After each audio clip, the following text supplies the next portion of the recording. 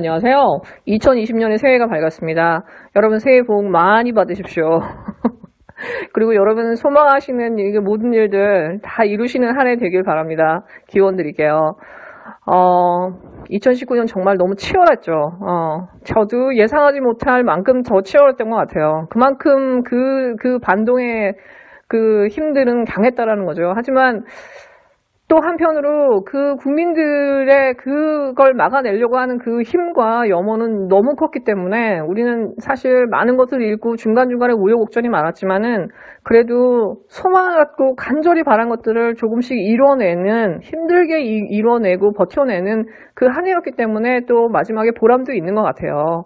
올해는 오히려 어쩌면 너무너무 치열하겠죠. 예, 총선이 있는 해니까 우리 각자 좀 더 힘을 더 내가지고 진짜 반민특위 원년 한번 만들어 봤으면 좋겠어요. 진짜 다 같이 4월 15일에 대한독립 만세를 불렀으면 좋겠습니다. 네, 여러분 너무너무 감사드리고 작년 한 해 동안 제 채널 응원해주신 분들이 너무 많아요. 늘 댓글 달아주시고 힘주시고 그다음에 최근 몇 달간 인채님이나 희진님 매일매일 정말 항상 일찍 오셔서 댓글 달아주시고 많은 분들한테 이렇게 격려해 주시는데 특별히 감사드립니다. 그리고 뒤에서 힘써주신 그 이름을 밝힐 수 없는 분들도 몇 분 계세요. 근데 너무너무 감사드립니다. 네. 그리고 여러분 또 몇 달 만에 광고가 들어왔거든요.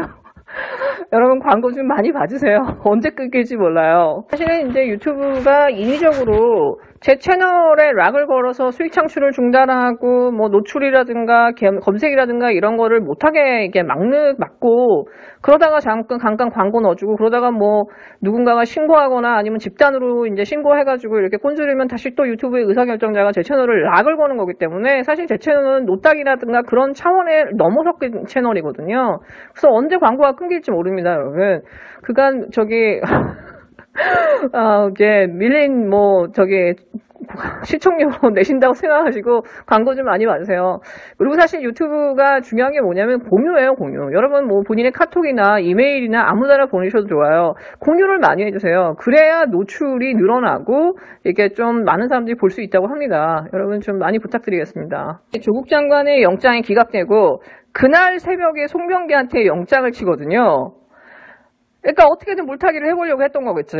근데 오늘 지금 어저께 송병기 영장이 기각이 됐어요. 그랬더니 얘네들이 새벽 1시에 언론사에 따뜻한 문자를 보내요. 영장 기각 사유 납득 어렵다. 왜? 오늘 아침에 이 두 개가 나오길 바랬던 거죠. 납득 어려. 검찰의 그 의견이 나오길 원했던 거야. 그리고 언론사들은 따닥 그 검찰이 원하는 대로 그걸 써줍니다. 근데 명재원 판사의 그 구속영장 기각 사유를 보면요, 홀딱 깨요. 현 단계에서의 구속의 사유, 필요성, 상당성이 충분히 소명되었다고 보기 어렵다는 거예요. 그러니까 영장을 개판으로 친 거지. 지금 얘네들이 하는 거 보면은 그날을 막기 위해서 또 다른 영장을 트고 또 다른 압수수색을 해요. 지금까지 이 윤석열이 해온 그 몇 달간의 과정을 보면요, 이렇게 막 기분 확 돌거나 우울감이나 이렇게 있으면 막 쇼핑하고 지르고 막 이렇게 뭔가 사건 치고 도벽질하고 막 이런 사람들 있잖아. 마치 충동장애 있는 사람처럼 같이 행동을 해요. 이 몇 달간 윤석열이나 이 검찰들이 한 걸 보면 기분 나빠? 대노해? 그럼 야 싹 썰어, 압수수색해, 영장 쳐. 재파봐.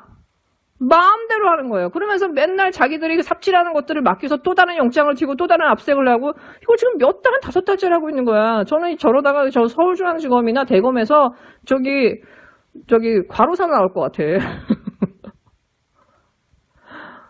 예, 지금 애들이 이제 이성을 잃었죠. 그리고 진짜 어저께 빵빵 터진 게 뭐냐면, 뇌물죄는 얘기하고 싶지도 않고요. 진짜 어저께 앞거는 조지 워싱턴 대학의 그 온라인 시험을 조국 교수가 대신 쳐줬다고 하면서 그거를 기소한 거예요. 업무방해죄로.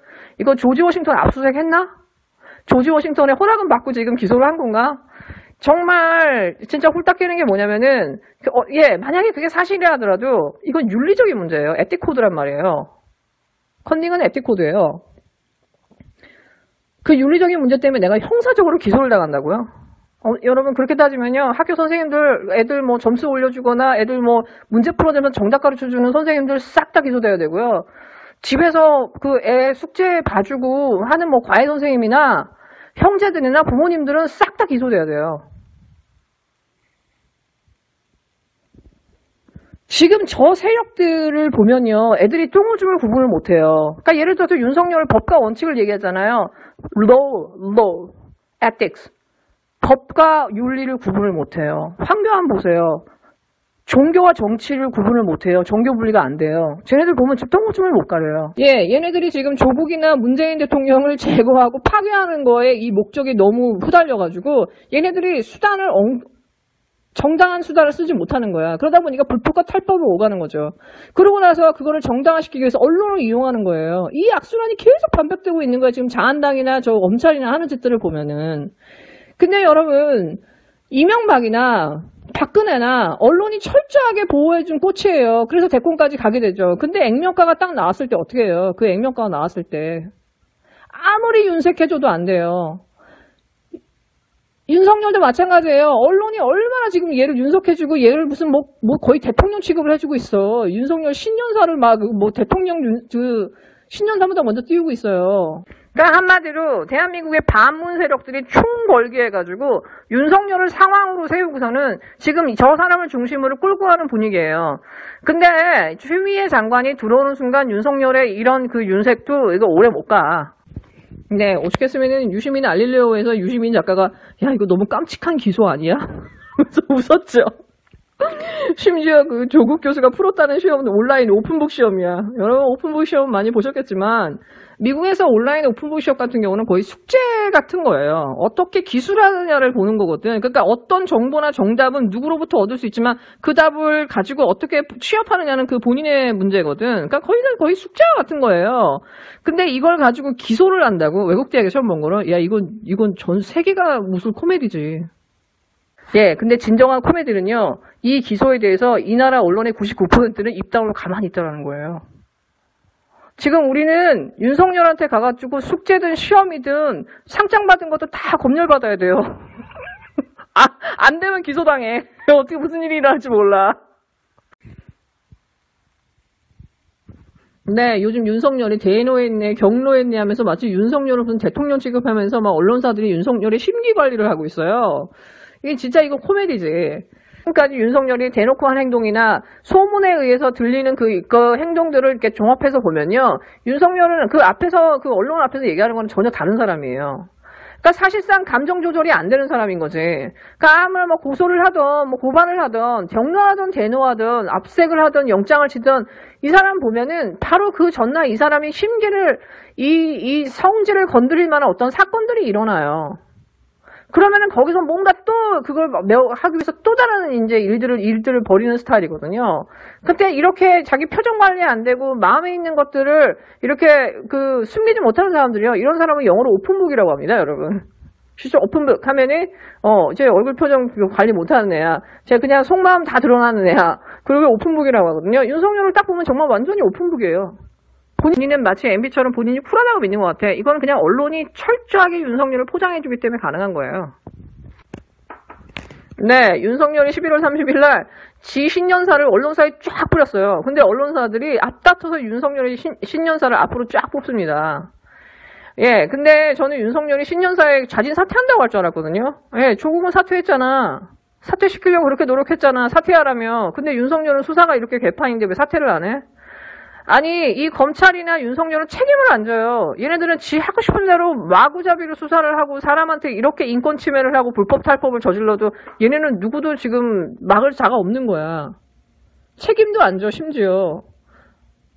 이거 어떻게 해야 되나? 네, 추미애 장관 빨리 오십시오.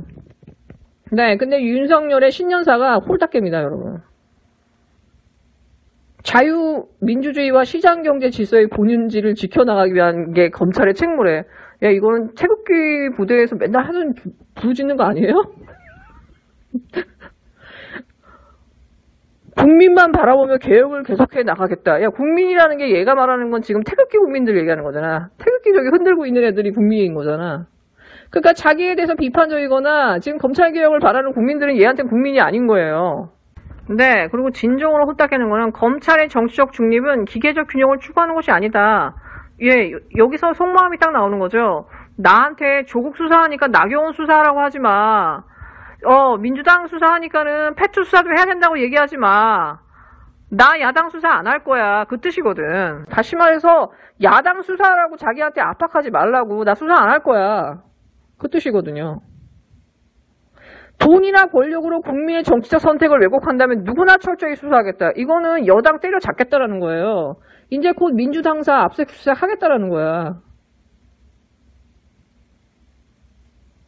검찰 안팎의 여건이 결코 쉽지 않을 것. 오로지 국민을 위해 봉사하는 자세로 최선을 다해달라. 네, 지금 국민을 위해 봉사하는 자세로 최선을 다해달라. 여기서 얘네가 말하는 국민은 건 태극기 국민을 얘기하는 거잖아. 검찰 개혁을 요구하고 공수처 설치에 검찰 개혁을 요구하는 국민들의 바람은 무시하고 가겠다는 거예요. 얘가 말하는 국민은 저기 광화문에 있는 정광훈과 그 태극기 세력들 말하는 거예요. 그러니까 2020년은 대대적으로 여당 때려잡고 청와대 때려잡겠다라는 거거든. 그리고 선거 끝나면은 대대적으로 전부 다 선거법 위반으로 따라잡겠다라는 거거든. 예. 한마디로 추미애 장관이나 대통령한테 선전포고한 거예요. 내가 왕이라고. 나 건드리지 마. 네, 이 사람을 보면요. 무능하면서 무책임하지만 기본적으로 너무 후한무치예요. 진짜. 자기 죄를 덮기 위해서 자기로 인해서 수많은 사람들이 희생되고 이렇게 엉망진창이 나라가 됐는데도 단 하나의 죄송함도 미안함도 없어요. 검찰이 국민한테 이렇게 신망을 잃었고 공수처가 통과되는 이 국민의 이 여망을 얻게 된 것도 본인으로 인해서 이렇게 된 건데도 단 하나의 사과나 검찰이 부족했다라고 하는 말 한마디가 없어요. 네, 성경 구약 창세기를 보면은 아담과 이브가 이제 선악과를 따먹은 다음에 하나님이 여자한테는 아이를 낳는 형벌을 주시고 남자한테는 평생 밭을 갈아서 처자식을 먹여 살릴 수 있는 그 남편으로서의 그 벌을 줘요. 그래서 두 사람은 결국 결혼을 합니다. 그래서 처음에 아들 둘을 낳아요. 첫째 아들이 카인이고 둘째 아들이 아벨이에요. 카인은 농부였고 아벨은 양치기였는데 그리고 서로 이제 그 일을 해서 하나님께 제사를 드리는데 하나님이 유독 아벨을 예뻐하시는 거예요. 왜냐면 아벨은 심성이 착한 사람이었거든. 카인은 좀 약간 삐딱한 사람이었고. 근데 이제 카인은 그걸 인정하지 못하죠. 계속해서 그 사랑을 받는 아벨을 질투하게 됩니다. 그러고 나서 결국은 자기 동생을 아무도 없는 곳에 가서 돌로 쳐 죽여요. 그러니까 하나님이 그걸 보고 있죠. 그러면서 카인을 불러요. 아벨이 어디 있니? 어떻게 보면 하나님은 물어본 거야. 어떻게 보면 고백을 바란 거죠. 참회를 바란 건데 거기서 카인이 얼굴을 딱 들이고 이렇게 얘기해요. 나한테 왜 아벨이 어딘지 물어보냐고. 내가 아벨을 지키는 자냐고. 내가 아벨을 지키는 게 내 일이냐고. 왜 나한테 물어보냐고. 딱 따집니다. 거기서 하나님이 카인한테 바랬던 거는 사죄하고 참회하는 거였거든요. 하지 않아요. 결국은 그 카인의 그걸 보고 하나님이 너무 노해서 이제 결국은 살던 땅을 쫓겨나서 평생을 방랑하면서 보내게 됩니다. 그러면서 카인은 어떻게 보면 인류 최초의 살인자이면서도 뉘우치지 못한 자, 깨달고 성찰하지 않는, 자기 죄를 인정하지 않는 어떻게 보면 또 인간의 죄악의 상징적인 인물이 되죠, 카인이. 네, 그러니까 이 사람 하는 걸 보면은 정말 카인의 후회를 보는 것 같아요. 자, 웬만하면 양심 있으면 나가라. 나라면 자존심 있으면 나갔을 것 같아. 최소한 책임은 져야 될 거 아니야. 아무리 그 자리가 좋아도. 네, 여러분 즐거운 하루 되세요.